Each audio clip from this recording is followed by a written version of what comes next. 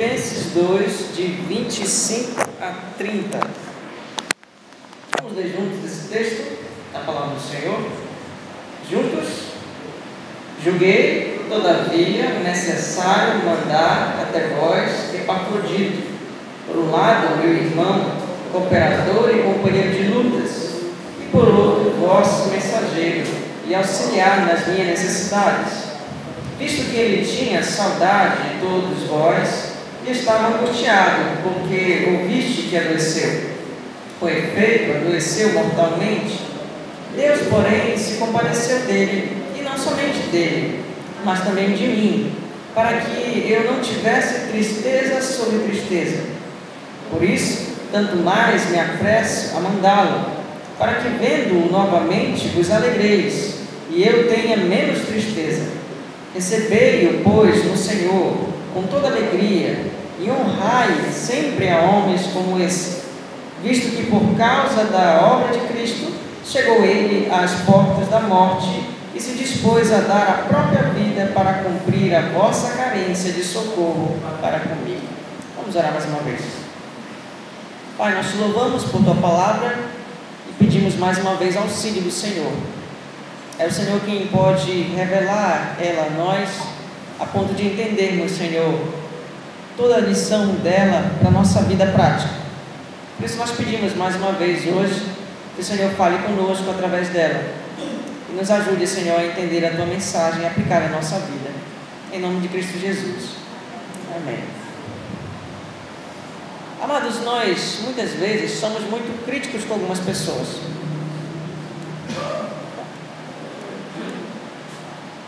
Às vezes nós só conseguimos enxergar os pontos negativos delas.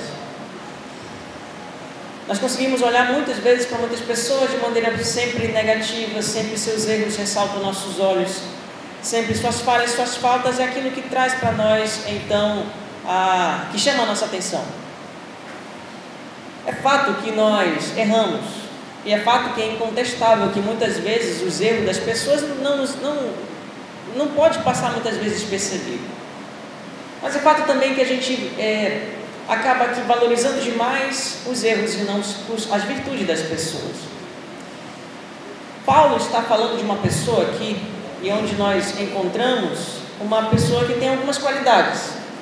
Paulo não diz que nós devemos copiar essas pessoas, mas quando ele ressalta e demonstra as qualidades dessa pessoa chamada Epafrodito aqui, ele está descrevendo algo que é importante para nós como igreja.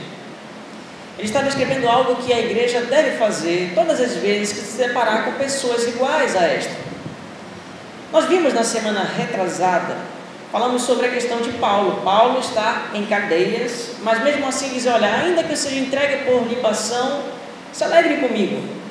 Paulo é um exemplo de alguém que está satisfeito em toda e qualquer situação. Alegre com isso. Independentemente do que aconteça com ele, ele está alegre.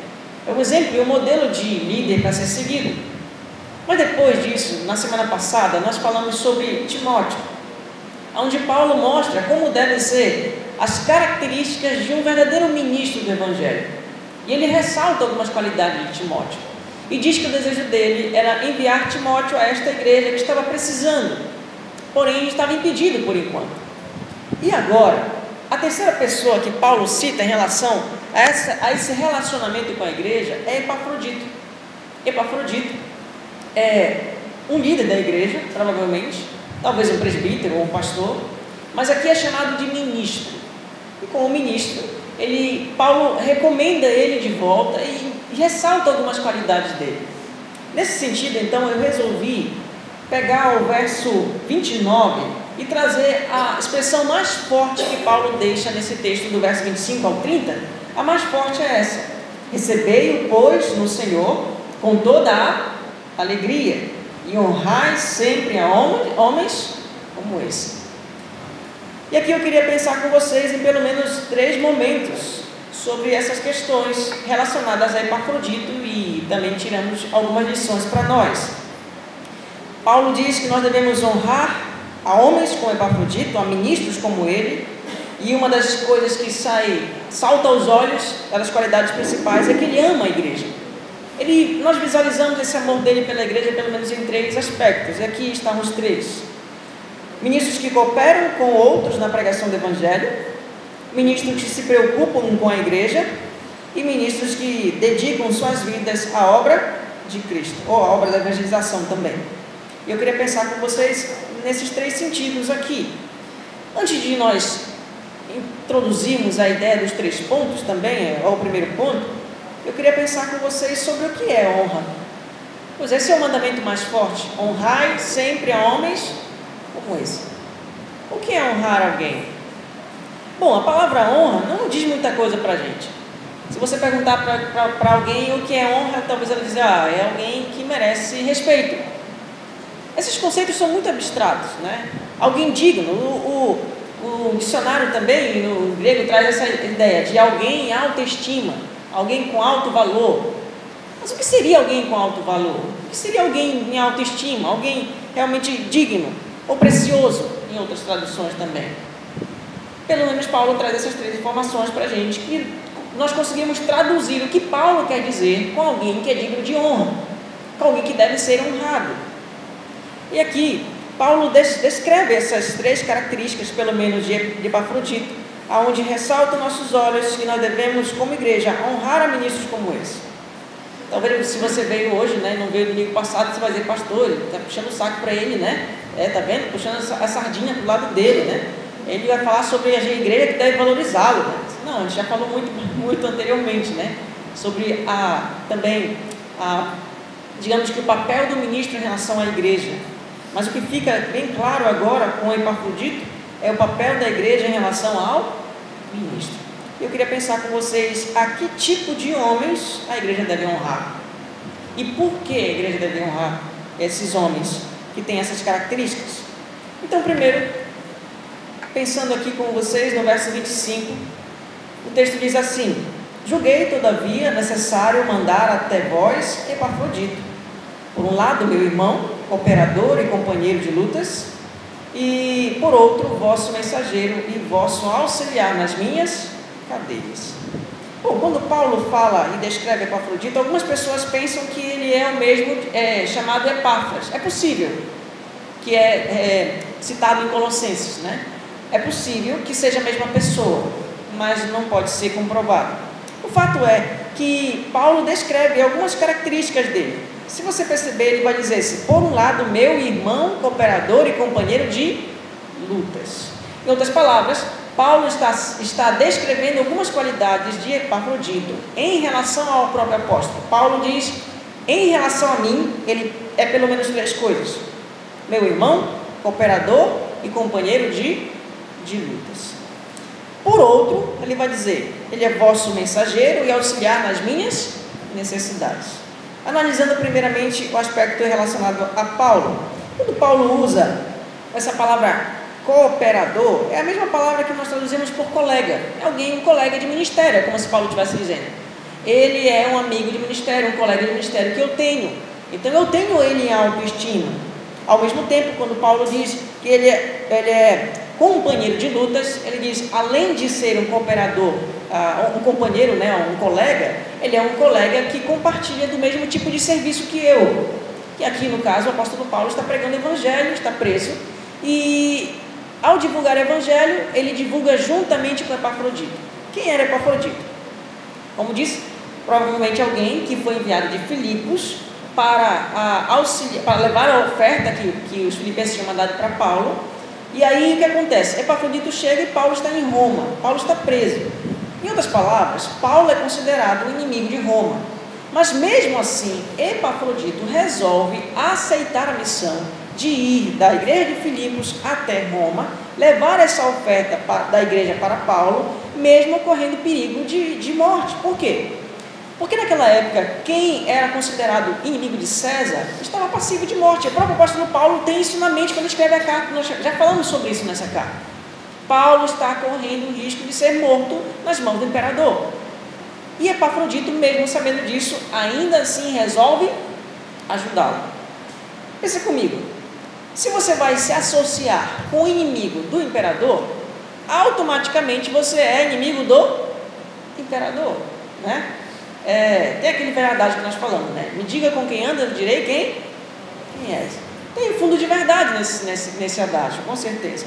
Mas aqui a ideia também é essa. A ideia de, se Epafrodito está indo junto ao apóstolo Paulo para dar assistência a ele corre o risco também de ser preso e também corre o risco, se for desenvolver então essa acusação, de ser morto também junto com o apóstolo Paulo, porque ele estaria se associando junto com ele na pregação do Evangelho. Quando o apóstolo Paulo então chama ele de mensageiro, e agora as questões relacionadas à igreja, ele diz: Epafrodito, em relação a vocês, por outro lado, é vosso mensageiro e auxiliar nas minhas cadeias. Como disse, Epafrodito foi enviado de Filipos para lá, para Paulo, trazer as informações da igreja para Paulo, e também, de certa maneira, acabou sendo tido como alguém que está auxiliando na missão da igreja. A igreja tem uma missão. Qual é a missão? Enviar uma oferta para um missionário chamado Paulo. Quem vai? Epafrodito se dispõe. Então ele traz essas duas relações. Além de alguém que entrega a mensagem para a igreja e para Paulo, é alguém também que traz recursos da igreja para Paulo. Então é como se fosse a ideia de alguém prestativo, um ministro de Cristo Jesus para os gentios, ministrando como um sacerdote do Evangelho de Deus. É essa maneira que Paulo descreve Epafrodito. Ele é auxiliar, tanto em relação a mim, quanto em relação à igreja. Ele coopera no Evangelho, tanto comigo, quanto coopera no Evangelho com a igreja. Ele é o mensageiro que traz a mensagem de vocês para mim, como o mensageiro que leva a minha mensagem para vocês. Então o que nós podemos perceber aqui, que a primeira característica de alguém que realmente deve ser honrado, é alguém que coopera nessa relação da pregação do Evangelho. E essa é a nossa primeira verdade. A igreja deve honrar seus ministros, cooperando com eles na proclamação do Evangelho. Essa é a característica que Paulo ressalta de Epafrodito. Ele é meu cooperador e ele é vosso mensageiro. Vamos pensar um pouquinho sobre isso. Nós, em relação a nós ministros, por exemplo, você já percebeu que, infelizmente, entre nós ministros, isso acontece muito e você já deve ter percebido, nós acabamos não sendo tão cooperadores uns com os outros assim? Você já percebeu isso? Que muitas vezes ministros não gostam de se aproximar ou de se relacionar com outros ministros, que quando tem uma programação, nós temos dificuldade de apoiar uns aos outros. Já conseguiu perceber isso? Há um aspecto, digamos que, de personalidade. Geralmente, um ministro é um líder. E um líder gosta de impor as suas ideias. Isso é fato. Lógico que o sistema presbiteriano ajuda a gente não impor as nossas ideias, mas sim chegarmos a um consenso. Mas existe uma grande tendência de todo líder de querer valer a sua opinião. Agora imagina só, um colegiado de líderes. Todo mundo quer fazer a sua opinião válida. O companheirismo e a cooperação em prol do Evangelho não é uma realidade automática na vida dos ministros. Infelizmente não. É um obstáculo muitas vezes. Nós, ministros, não queremos muitas vezes cooperar com outros ministros na pregação ou na propagação do Evangelho. Geralmente, nós não estamos dispostos a auxiliar pessoas quando tem uma programação evangelística. Por quê? Às vezes, talvez a desmotivação seja: a programação é deles. Vão falar sobre a programação deles. Quem é que está organizando? É o pastor daquela igreja. Meu nome não será muito dito, não será lembrado. Eu serei apenas uma pessoa que estará apoiando a programação. E aqui é uma das coisas que nós precisamos pensar. Paulo diz que Epafrodito é um cooperador na pregação do Evangelho. E se nós encontramos obstáculos em nós mesmos, como ministros, para cooperar uns com os outros no Evangelho, na propagação do Evangelho, é porque muitas vezes nós estamos deixando ressaltar o nosso orgulho, nossa opinião, nosso desejo ser maior do que o nosso desejo da propagação do Evangelho. Esse é um perigo. Só que esse perigo não está somente com os ministros. Todas as pessoas que são cristãs, elas também têm essa tendência. O companheirismo e a cooperação em prol do Evangelho não é uma realidade automática na vida de muitos cristãos. Vez por outra a gente fala sobre isso. Quando a gente começa a pensar sobre quem coopera com a pregação do Evangelho na igreja, a gente vai contar, às vezes, as pessoas no dedo das mãos. Muitas vezes, quando a gente fala de evangelização, quando a gente fala de discipulado, quando a gente fala de aconselhamento, a gente dificilmente encontra pessoas que podem e estão dispostas a ajudar-nos nesse serviço. E aqui uma outra questão. Se essa é uma qualidade do ministro, e Paulo já mostrou que todo ministro deve ter essa qualidade, também é uma qualidade de todo cristão. Como disse na semana passada, todo pastor nada mais é do que um bom cristão. Todo professor nada mais é do que um bom aluno. E todo aluno deve ter essas características. Quando não auxiliamos, quando nós não demonstramos motivação a auxiliar nossos irmãos e as pessoas que estão na frente da igreja, na propagação do Evangelho, nós estamos demonstrando o quão egoísta nós somos. Nós pensamos primeiro em nós pensamos na nossa vontade, nas nossas prioridades, no nosso lazer, nas nossas coisas e esquecemos as demais. A primeira motivação errada é a falta de interesse na pregação, que muitos de nós temos. A segunda motivação errada é a falta de interesse em ajudar o pastor, a liderança, os presbíteros na pregação do Evangelho. E a pergunta que eu faço: você tem interesse nisso? Você tem interesse em divulgar o Evangelho junto com a sua liderança? Você tem interesse em poder abraçar muitas vezes as programações que são organizadas pela igreja, a fim de que o Evangelho seja cada vez mais propagado? Essa é uma pergunta que você deve fazer para você mesmo. Porque se Epafrodito era um homem honrado por ter essa característica, e todo ministro também deve ter, eu devo ter, você também. Nós somos pessoas honradas quando nós nos dispomos a cooperar na propagação do Evangelho. Alguém honrado é alguém que se preocupa em como divulgar o Evangelho. O mundo fala para nós que honra vem através da quantidade de recurso financeiro que você ganha mensalmente.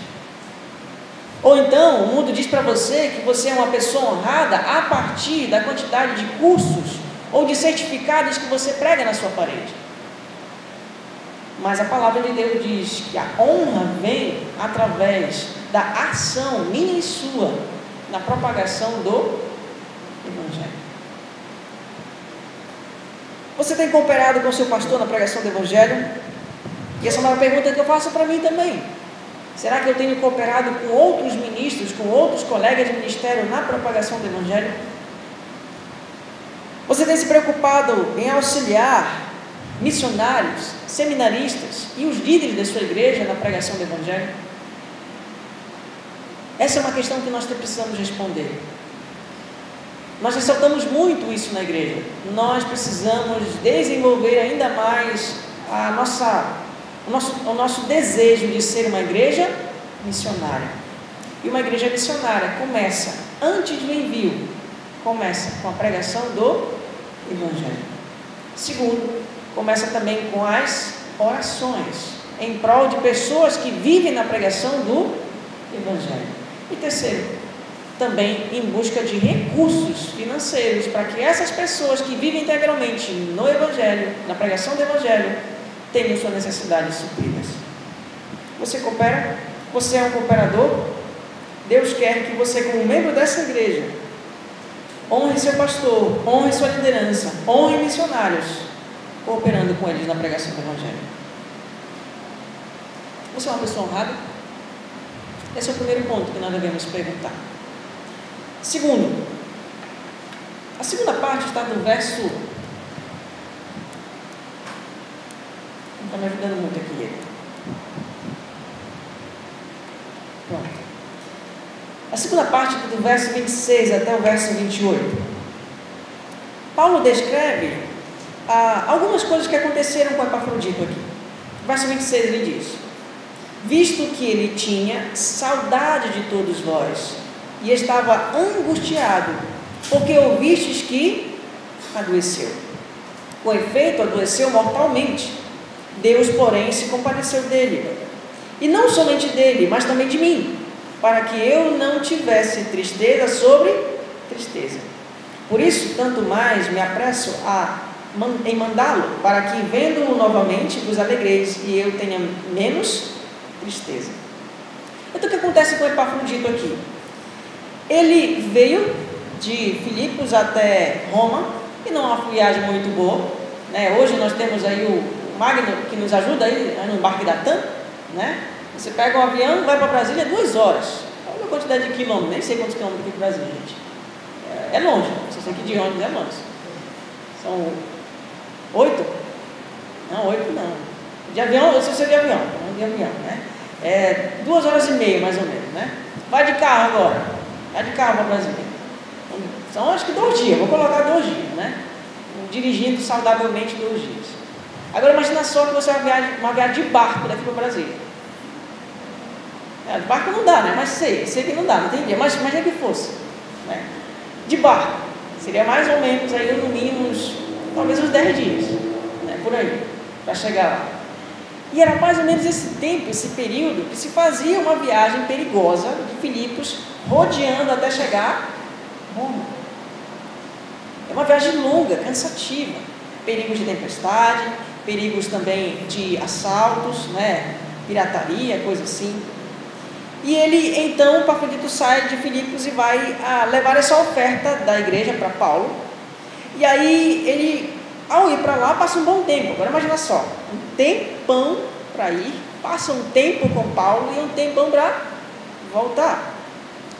E ele aqui diz no verso 26 que ele tinha saudade do povo. E estava angustiado porque eu vi que ele tinha adoecido. Então, Epafrodito adoeceu quando chegou, não sei se na viagem ou quando chegou lá em Roma, mas Paulo diz que ele adoeceu mortalmente. E aqui a ideia é que ele estava com uma doença que estava prestes a matá-lo, né? Lógico, a medicina nessa época não era tão evoluída quanto a nossa, né? Uma febre muitas vezes poderia sim conduzir a pessoa à morte de maneira muito rápida. Mas o fato é que parece que a doença de Epafrodito chamou muita atenção de Paulo, a ponto de Paulo dizer: rapaz, se ele está vivo porque Deus o sustentou. Mas o que acontece é interessante no verso 27. Paulo diz assim: Deus, porém, se compadeceu dele, e não somente dele, mas também de mim, para que eu não tivesse tristeza sobre... Mas foi o mesmo Paulo que falou ainda agora, aí um pouquinho antes, né? Aqui no final do verso 18, assim vós também, pela mesma razão, alegrai-vos e congratulai-vos comigo. Eu vou ser morto, mas se alegrem comigo. A mesma pessoa que diz que está alegre em meio às difíceis circunstâncias da vida e até perigo de morte, é a mesma pessoa que está dizendo assim: olha, Deus livrou Epafrodito para que eu não sofresse tanta tristeza. Parece uma coisa contraditória. Ele é alegre, mas ele é triste? Como assim? Eu, como disse para vocês nas semanas anteriores, nós precisamos entender isso. A tristeza faz parte da nossa vida. Mas quando nós lembramos quem está cuidando de nós, quando nós lembramos que é o Senhor quem governa todas as coisas e que nada acontece no mundo sem que Ele permita, gera-se alegria em nosso coração.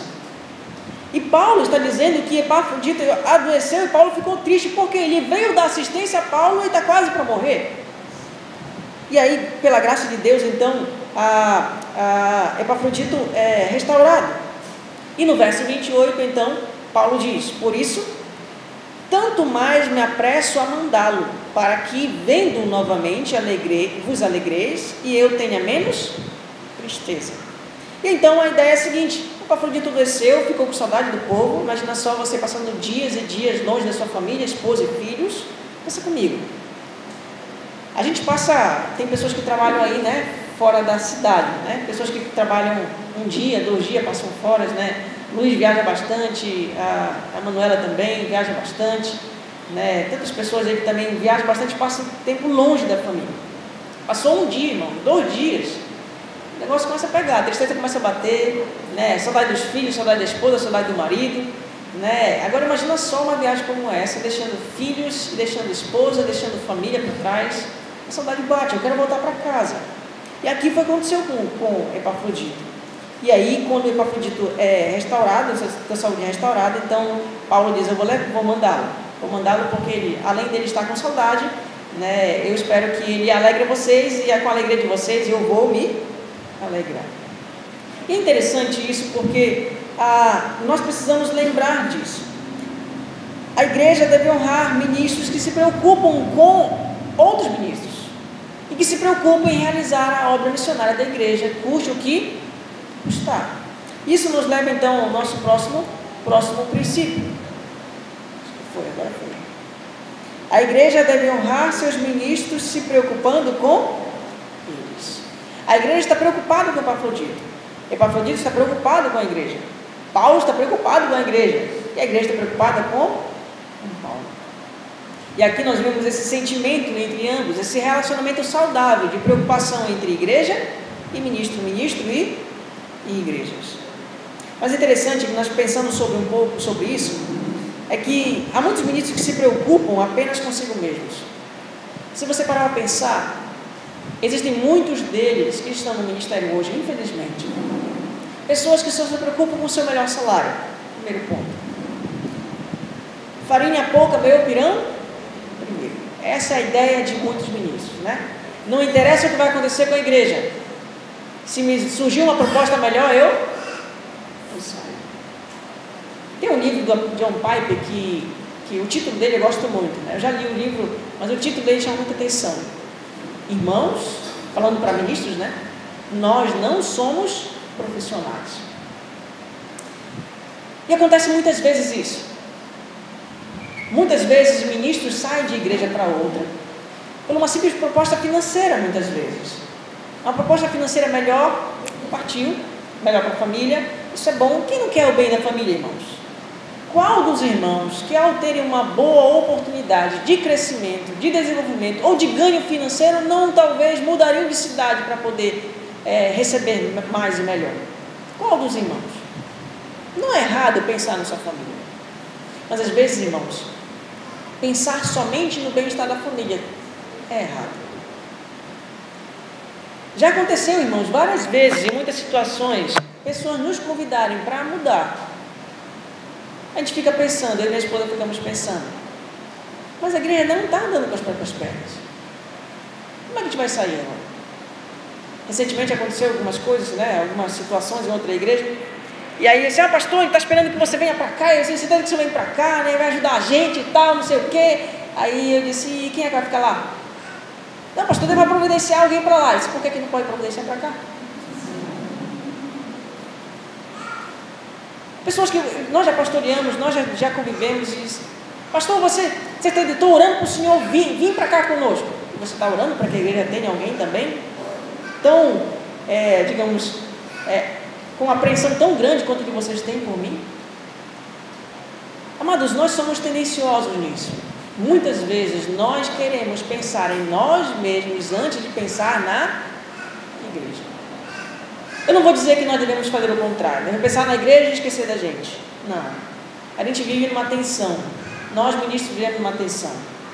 A gente tem que encontrar um equilíbrio entre igreja e família. Família e igreja. Muitos ministros se preocupam apenas com o valor do salário que recebem e por isso migram.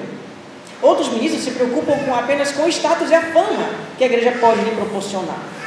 Se a igreja tem uma boa apreensão pela sociedade, vai dar uma boa reputação, vai dar um bom status, então partiu. Outros ministros se preocupam apenas com poder e influência que pode ter sobre a igreja. Ele não está preocupado com a igreja em si, ele está preocupado em que poder ele pode exercer na frente da igreja. E esse é um ponto interessante e importante que nós devemos pensar.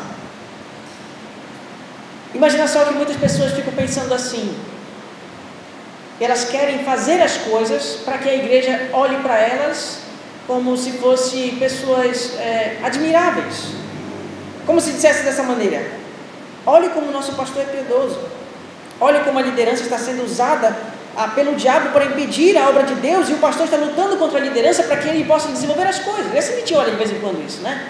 O irmão Rodrigo já participou de alguns outros conselhos e pôde perceber isso. Às vezes acontece, o pastor não está preocupado com a saúde da igreja. O que ele faz? Quando a sua autoridade é questionada, ele joga o conselho contra a igreja contra o conselho. E aí acaba causando uma divisão. Quando muitos pastores não pensam no bem-estar da igreja, eles fazem isso. Não importa se a igreja vai rachar, o importante é que eu seja visto como alguém que é exemplar e piedoso. Nós precisamos pensar nisso, porque um ministro do evangelho honrado é um ministro do evangelho que se preocupa com a igreja. Por outro lado, há muitos irmãos que se preocupam apenas com a sua vida espiritual e não se preocupam com os outros. Você já percebeu isso? Tem muitos irmãos que amam e gostam de estudar a palavra, mas se você perguntar e convidá-los para ensinar a palavra a alguém, eles dizem: olha, eu não sou capaz.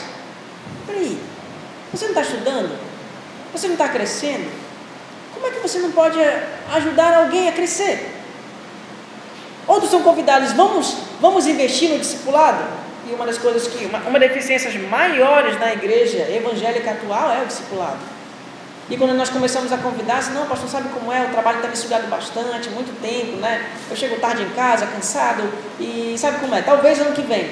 Não, pastor, ore para que eu passe num concurso e trabalhe 4 horas por dia, para que depois disso eu possa então me dedicar um pouco à igreja. Até lá, irmão, a igreja, quem sabe se isso vai chegar, né? A igreja já padeceu. Quantas e quantas pessoas eu não vejo como pessoas que têm esse gosto pelo estudo da palavra, mas que quando eu convido para discipular junto comigo, ela diz: pastor, sabe como é, né? A minha esposa está precisando da minha ajuda, do meu auxílio, e a igreja também. Como é que faz? Você abandonar a esposa? Não abandone. Mas você também não pode abandonar a igreja. Muitos de nós estamos sempre preocupados com nosso desenvolvimento espiritual e não estamos preocupados com o desenvolvimento espiritual dos nossos irmãos. Isso é uma pergunta que eu faço para você. Você consegue visualizar alguém na igreja que possa, de alguma maneira, ser beneficiada com o seu auxílio no ensino dessa pessoa? Você consegue visualizar alguém assim? É lógico, irmãos, tem pessoas que chegaram recentemente na igreja e elas não conseguem ainda se visualizar discipulando alguém. Mas e você que já está há um tempo na igreja? Você que investe tanto tempo no seu trabalho? Não é errado trabalhar, irmãos. Mas quanto tempo você investe do seu tempo livre na vida espiritual de outra pessoa? Essa não é uma função só minha. Discipular, evangelizar, pregar o evangelho não é uma função e não é uma obrigação somente minha. É uma obrigação nossa. É um privilégio nosso. Deus nos chamou para investirmos na vida espiritual de outras pessoas. E como eu já deixei claro para os irmãos, por que Deus chama um colegiado de pessoas para poder pastorear a igreja? Porque é impossível pastorear a igreja sozinho. E mesmo o colegiado de pessoas na frente da igreja não conseguem pastorear de maneira efetiva, de maneira impecável todas as pessoas da igreja. Por isso, Deus chama você para discipular. Outros irmãos se preocupam apenas com as suas necessidades e não com as dos outros. Quando a necessidade surge na sua casa, é a primeira pessoa a se queixar. Mas quando a necessidade surge na casa do outro, como disse ainda agora, né? Farinha pouca, meu pirão. Você consegue visualizar alguém que você pode ajudar financeiramente? Essa relação que está acontecendo da igreja com Paulo. A igreja quer abençoar financeiramente a Paulo. E Epafrodito é o meio pelo qual isso é usado. Você consegue olhar alguém que esteja precisando do seu recurso também financeiro em algum momento da sua vida? Uma vez eu fui falar com um irmão sobre ajudar outro irmão que estava com 2, 3 parcelas da sua casa atrasada.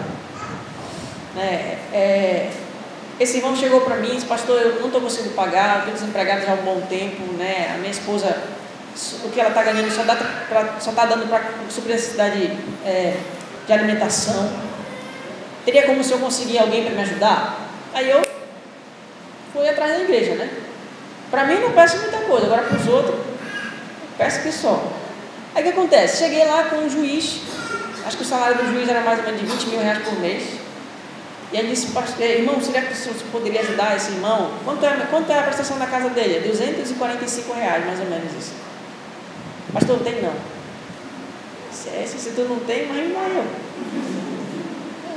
Tudo bem, sorri para o irmão, tudo bem, irmão. Vamos ver, talvez o Senhor esteja me mandando procurar ajuda com outra pessoa. E aí encontrei a ajuda de outras pessoas. Eu acho que Deus pesou a consciência na consciência desse irmão. Quando foi no outro domingo, o irmão chegou e disse: pastor, aqui é uma oferta. Me deu, tinha lá 2 prestações. Que bom. Mas no primeiro momento, quando se fala de dinheiro, o que a gente faz? Chama outro Senhor. Eu não. Não é verdade? Bom, nós não somos igreja universal, tá bom? Você pode deixar bem claro, né? Não é a ideia de quem tem 100 fica aqui na frente, né? Quem tem 10 vai lá para trás, não é essa a ideia. Não. Mas muitas vezes nós não nos preocupamos financeiramente em auxiliar nossos irmãos que estejam passando por necessidade. Esse é um ponto que eu gostaria de chamar a nossa atenção. Nós temos pessoas na igreja que vez por outra passam necessidade. Esteja atento a elas. Pastor, eu não sei quem é. Pergunta para Luiz, né? Pergunta para Tiago, pergunta para o irmão Rodrigo.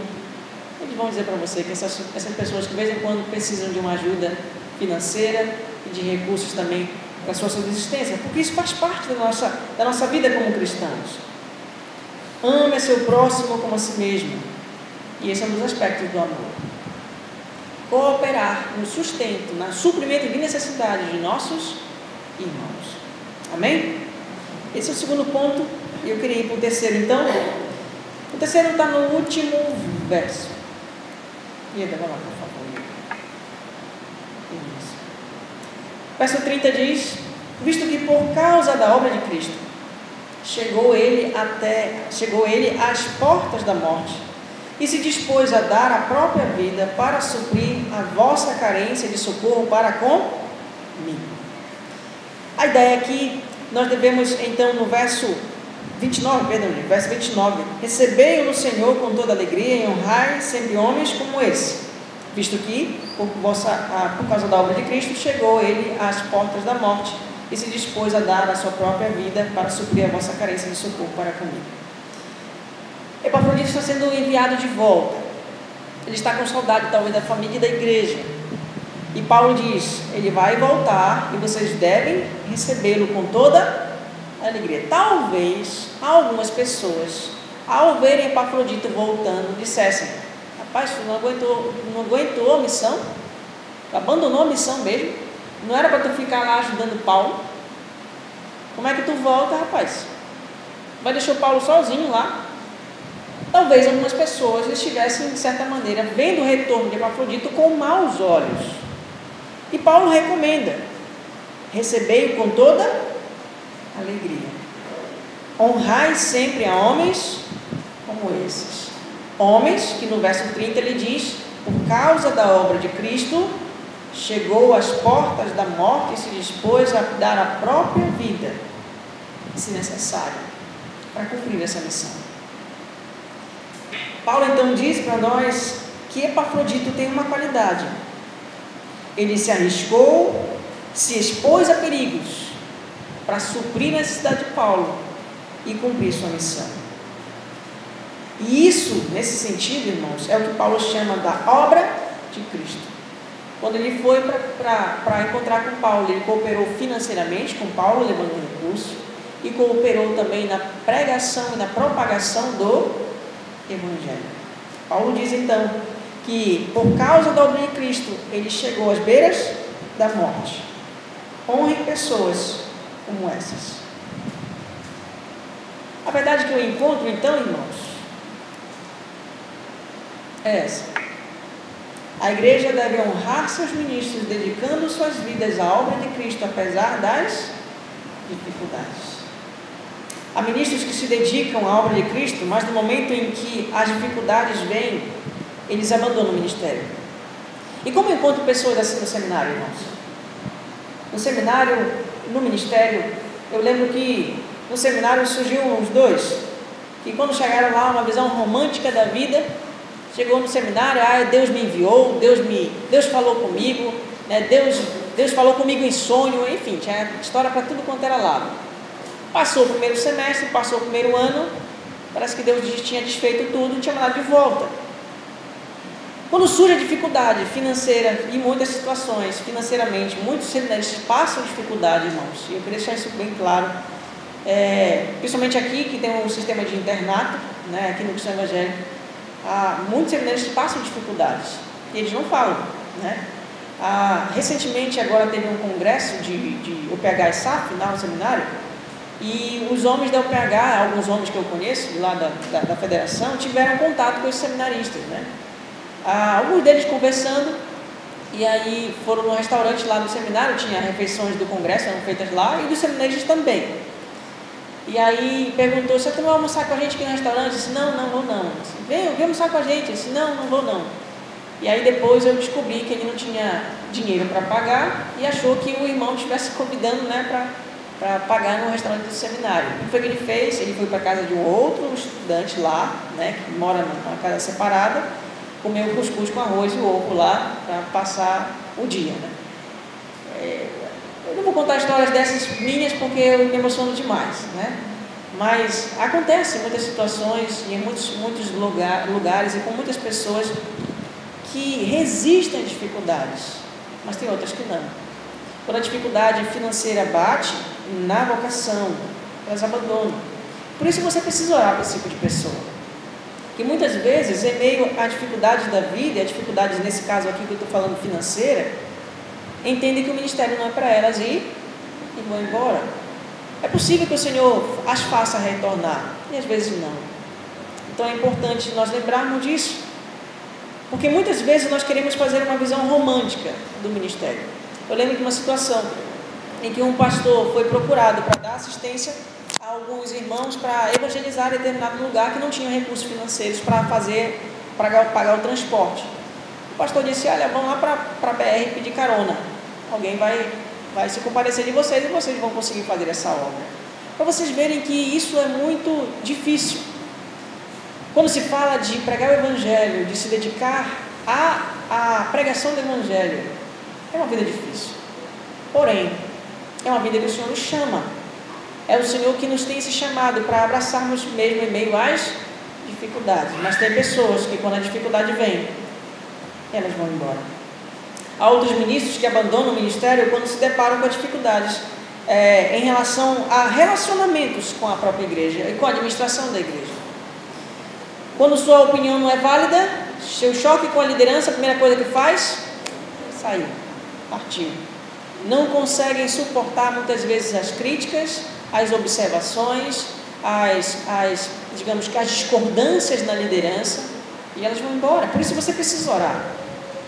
A vida ministerial é uma vida boa, mas não é fácil. Outras pessoas, outros ministros, abandonam o ministério quando se deparam com a dificuldade de relacionamento mesmo com os irmãos. Um irmão fala mal do pastor, outro irmão fala mal da esposa do pastor, aí o pastor ouve que falou mal da esposa, fala mal de mim é tranquilo, irmão, pode falar à vontade. Agora falou mal da minha esposa, não deu certo mais, não deu mais, né? Então, enquanto minha esposa estiver bem, só que ela vê de outro jeito, né? Falar mal dela, mais ou menos, mas falou mal de mim, já não aguenta mais, né? Então, a gente tem dificuldades de relacionamento, vez por outra a gente erra com vocês, nós somos pecadores também. E vez ou outra vocês erram conosco. E muitas vezes, quando muitos ministros não se deparam com essas dificuldades de relacionamento, o que faz? Partiu outra igreja. Teve um presbítero que uma vez, numa reunião, chegou para mim e disse, pastor, acho que está na hora de você mudar da Moriá. Aí eu disse, por quê, irmão? Sabe como é, né? Você já está lá 2 anos, está começando o 3º. O pastor, quando passa mais de 2 anos na igreja, começa a dar problema. Dá problema demais e tem que mudar. Aí eu disse, irmão, eu já fui eleito 5 anos, né? E se depender de mim, vai ser mais 5. Aí, por que, pastor? Não, porque se eu não tiver a dificuldade de relacionamento com os irmãos, e os irmãos não tiverem dificuldade de relacionamento comigo, e nós nos entendermos, o que eu vou fazer? É mais que sair do ministério.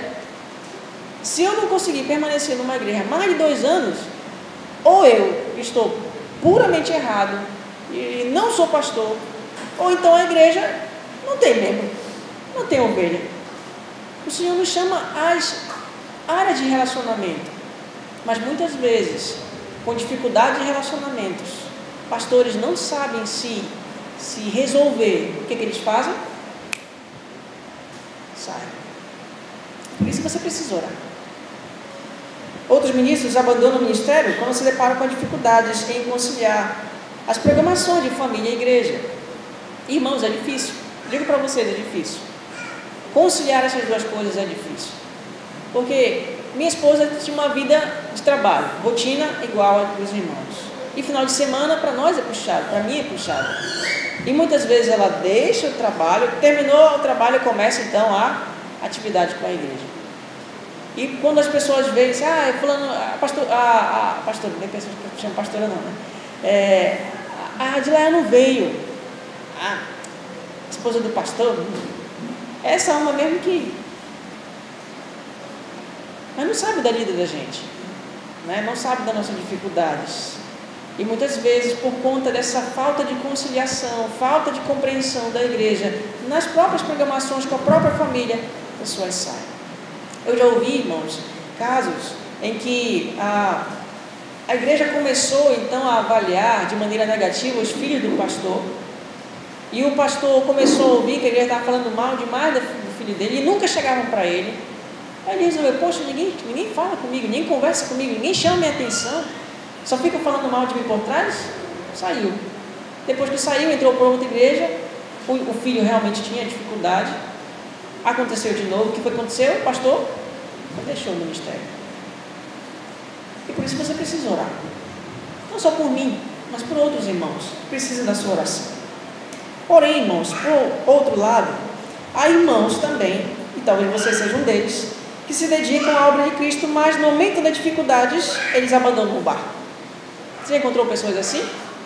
Que sempre começam com você, mas nunca continuam com você? Que dizem para você, vamos lá, mas quando você está no meio, diz, vai lá só você? Às vezes acontece isso. Quando surge a dificuldade na vida espiritual, a primeira coisa que ele faz é, vou abandonar esse barco, está difícil. A dificuldade bateu, o pastor não tem mais condição, e a obra do Senhor para. Quando a dificuldade de conciliação de tempo surge, a família começa a reclamar, aí a família reclamando de um lado e o presbítero, o líder, o irmão do outro, e fica naquele impasse, né? Aí chega a ponto da esposa ou do esposo dizer, ou eu ou a igreja. E aí fica uma saia justa, fica complicado. Vez por outra nós encontramos pessoas assim, que quando se deparam também com dificuldade de relacionamento com outros integrantes do ministério que fazem parte, também saem. O Ministério de Louvor é um deles. Porque, dou exemplo do Ministério de Louvor, porque eu participei muitos anos do Ministério de Louvor.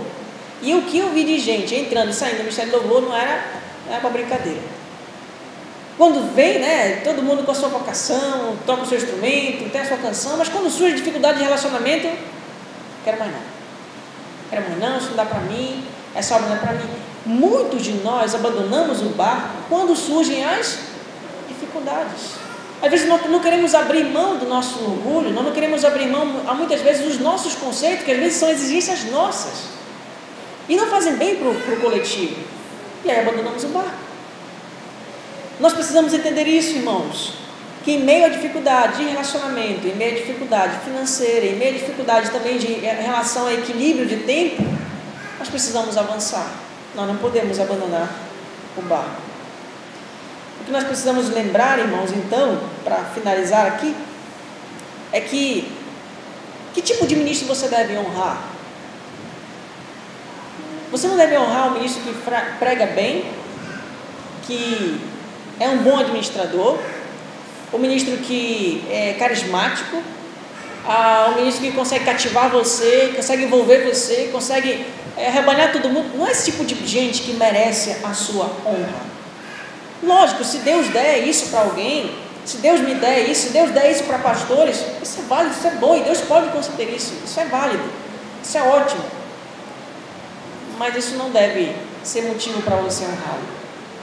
O ministro que coopera na propagação do Evangelho, que se envolve com outras pessoas, que busca orientação de outros, que ajuda outras pessoas, o crescimento até mesmo de outras igrejas, deve honra. Você deve honrá-lo. Segundo, você também deve perceber qual o ministro que se preocupa com a necessidade dos irmãos, com a vida espiritual dos irmãos. Você deve honrá-lo. E terceiro, que muitas vezes abre mão dos seus privilégios para honrar a igreja. Em contrapartida, nós ministros, nós liderança também devemos honrar irmãos assim. Irmãos que se dedicam à pregação do Evangelho, que olham e cuidam uns dos outros, e irmãos que, além de tudo, muitas vezes abrem mão de suas atividades, de seu ganho financeiro, de seus recursos, de seu lazer, para abençoar a igreja. E que o Senhor nos ajude nesse relacionamento entre ministro e igreja, igreja e ministro. E que todos nós também possamos ser pessoas honradas. Amém? Vamos orar.